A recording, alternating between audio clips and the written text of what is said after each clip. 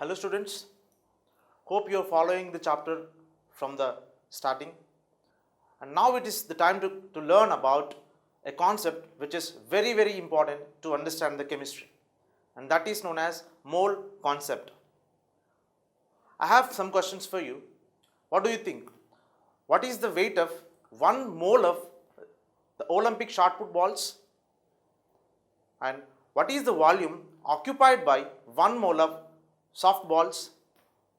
The answer to this question you will get in this particular part. So let's start. So now we are going to discuss about a topic which is very important to understand the chemistry in a better way. That is mole concept. So in this concept we will see what is meant by mole, how do you define it, and what is its significance. Okay, so let's start. So what is a mole? So throughout this chapter I will be using a term repeatedly, that is mole. So understanding this mole concept is really essential to understand the rest of the chemistry better. It may be physical, organic, inorganic. This mole concept is everywhere. So let's understand this mole concept better. So if you say chemistry is a quantitative science, we need a counting unit. Even if you take a drop of water, a water droplet, it contains huge number of water molecules, so many number of water molecules. So we require a suitable unit that allows us to understand the chemistry easy. Okay, so mole is such a unit that it provides a easy way to handle these very big or very huge numbers. Okay, so let's define what is meant by 1 mole is.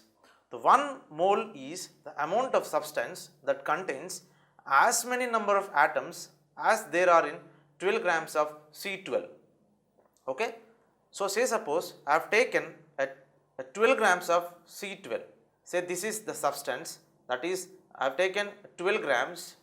This is my 12 grams of C12 isotope I have taken. Okay, I don't know how many number of atoms are there in this, but it contains some number of atoms. Okay, so 1 mole, I can call some of the substance as 1 mole. Say this is my other substance, it may be solid or liquid or a gas. I can call it as a 1 mole if the number of atoms present in this thing is equal to the number of atoms present in this 12 grams of C12. Okay, so if you calculate, so if you know the mass of one single carbon atom, we can calculate how many number of carbon atoms are there in this, because this is 12 grams. So 12 grams is equal to, say suppose x is the number of carbon atoms present in this, x into the mass of each carbon atom, mass of each C12 atom. So from this we will get the value of x, right?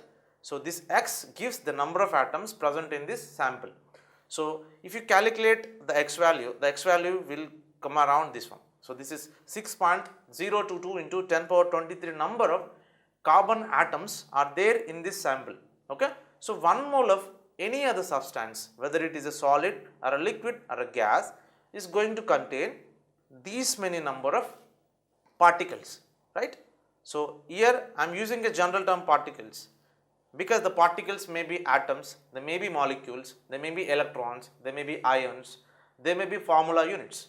So in generally I am generalizing it, I am calling it as particles. Okay, so 1 mole contains these many number of particles, and this number is known as Avogadro's number. A special name is given to this number, and that is called Avogadro's number. So 1 mole is equals to Avogadro's number, that is equals to 6.022 into 10 power 23 number of units, or I can say particles. Okay, so let's move on.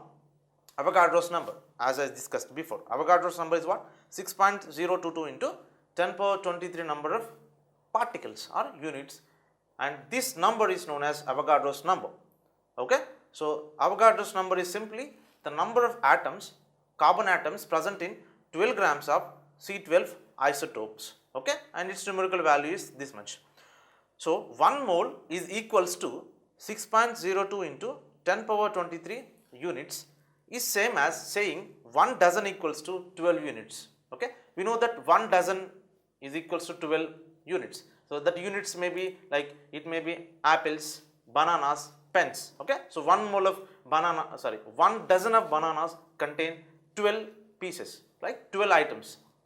So similarly, the 1 mole of any compound contains these many number of units. Okay. So if I ask you, give me 1 mole of water, that means you have to give me some amount of water that contains these many number of water molecules, right? So if I ask you, give me 1 mole of salt, 1 mole of salt, so you should give me some salt which contains this Avogadro number of NaCl formula units, that is salt formula units, NaCl formula units. Okay, because 1 mole of any sample contains these many number of units. Let's move on to understand it in an even better way. So here this is water. Water contains H2O molecules, and this is a copper wire which contains copper atoms, and this is a salt sample which contains NaCl formula units, right? It contains, if I take 1 mole of NaCl, it contains 1 mole of sodium ions and 1 mole of chloride ions, right? So whether it may be compound, whether it may be element, whether it may be an ionic compound, it may be solid, a liquid or a gas, it is immaterial. 1 mole of any compound contains Avogadro number of particles. Okay. So here on the right hand side you will say mercury oxide, sucrose which is a covalent compound, sulfur which is an element, and you can see sodium chloride which is an ionic compound, the copper which is an element. Okay. So if I say 1 mole of copper contains Avogadro number of copper atoms, and similarly if I take 1 mole of NaCl contains Avogadro number, N means Avogadro number of NaCl formula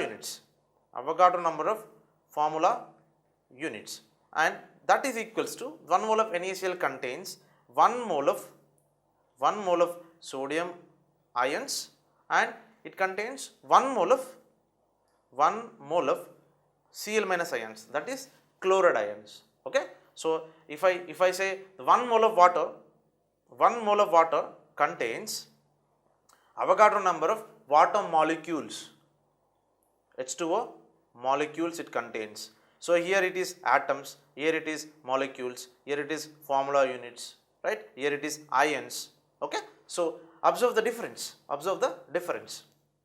That is 1 mole of any compound contains Avogadro number of particles. Okay. So let's understand how huge or how big this mole is. You know that 1 mole is equals to 6.022 into 10 power 23. The 10 power 23 is a very huge number, very high number. So if you, instead of writing 10 power 23, if you put 23 number of zeros, probably you will understand how big that number is. Okay. So here is the 2 examples I will show you how big a mole is. Okay. So let's take the first one. The volume occupied by 1 mole of soft balls would be about the size of the earth. So if you collect the 6.022 into 10 power 23 number of the soft balls, if you collect all these balls together and if you measure the whole volume, and that volume would be approximately equal to the volume of the earth, right? It sounds interesting. Okay. Like I'll give you one more example which is also very interesting. Okay. Here instead of the soft balls, now you take Olympic shot put balls. Take 1 mole of Olympic shot put balls, and if you measure the weight of all this 1 mole of shot put balls, that weight would be approximately equal to the weight of earth. Okay. So this is a quite interesting one. If you take 1 mole of shot put balls, and if you measure their weight, and that would be equal to the weight of the earth as a whole. So you can see how huge or how big this 1 mole, that is 6.022 into 10 power 23 number of particles. Okay. So even if you take 1 mole of that 1 drop of water molecules, the number of 1 drop of water that contains around 10 power 20, 10 power 21 and 10 power 22 number of water molecules. You can see that how huge this number is, right? Yeah, now let's find out the significance of this mole. That mole acts as a bridge. It acts as a bridge. It acts as a bridge between the grams, the mass and number of particles. It also acts as a bridge between grams and volume and particles and volume. Okay, so let's see how it acts as a bridge. Say suppose I know that I have taken 10 grams of water I have taken. I wanted to find how many water molecules it contains. How many water molecules it contains. So basically I am trying to find a relationship between mass of a substance and number of particles. So is it possible to get a relation between these two, that is mass and number of particles? Yeah, it's possible. It is possible through the mole concept. Okay, so first calculate how many moles are there in 10 grams of water. Okay, so here the number of moles is defined as mass given by the molecular mass. Okay, so mass given is 10 grams, the molecular mass, that is 18 grams. So from this you will get the number of moles. So this number of moles, you can use this number of moles to calculate the number of particles.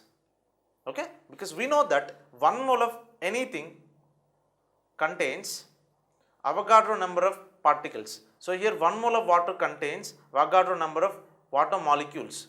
Avogadro number of water molecules. So here these are my number of moles, the 10 by 18. So 1 mole contain Avogadro number. So 10 by 18 contains how many? So question is done. We got the answer. So that means we are able to find the number of particles, the number of water molecules from the mass of water we have taken. Okay, it's possible because here the mole is acting as the bridge between these two. Not only these two, even if you take the particles and volume, the volume is especially for a gas. So at STP, at standard temperature and pressure, the 1 mole of a gas occupies 22.4 liters. 22.4 liters. Like if I take 1 mole of hydrogen, if I take 1 mole of carbon dioxide, or 1 mole of a methane, all these gases at STP, they occupy the same volume, that is 22.4 liters. So this is the volume occupied by the gas, and from this, if I know the volume of gas, I can calculate the number of moles present in it. Say suppose my volume of some gas is say suppose 44.8 liters. I want to calculate how many number of moles are present in it. I can calculate it through this value because the 1 mole is equivalent to 22.4 liters. So the 44.8 liters is equivalent to how many moles? That is 2 moles, right? So here the volume can be related to the number of moles. So once you know the moles, you can calculate the mass using this expression. This expression can be used to calculate the moles versus mass. Okay. So even if I know the particles, I can calculate the volume. I can calculate the volume of the gas, volume occupied by the gas from the number of particles. Okay. How can I calculate? I will calculate from the particles, I will calculate the number of moles. From the number of moles, I will calculate the volume, right? So these three quantities, you can say the mole is the one that is acting as a bridge between these three quantities. Okay. So this is a very important to understand this particular concept to solving many numerical questions. Now, the numerical questions you can solve if you understand and how a mole is acting as a bridge between these three things. Okay. So this is about the mole concept, the definition of a mole, and how it is acting as a bridge between the mass, the particles and volume occupied by a gas. So students, in this part we discussed about mole concept. We discussed about what is a mole, what are the number of atoms or molecules or formula units present in 1 mole of solid, a liquid or a gas. And we also discussed about how that mole is used to convert the mass of the substance into the number of particles and vice versa. And these are all the things that we learned in mole concept. So in our next part, we will discuss about the empirical and molecular formulas. So stay tuned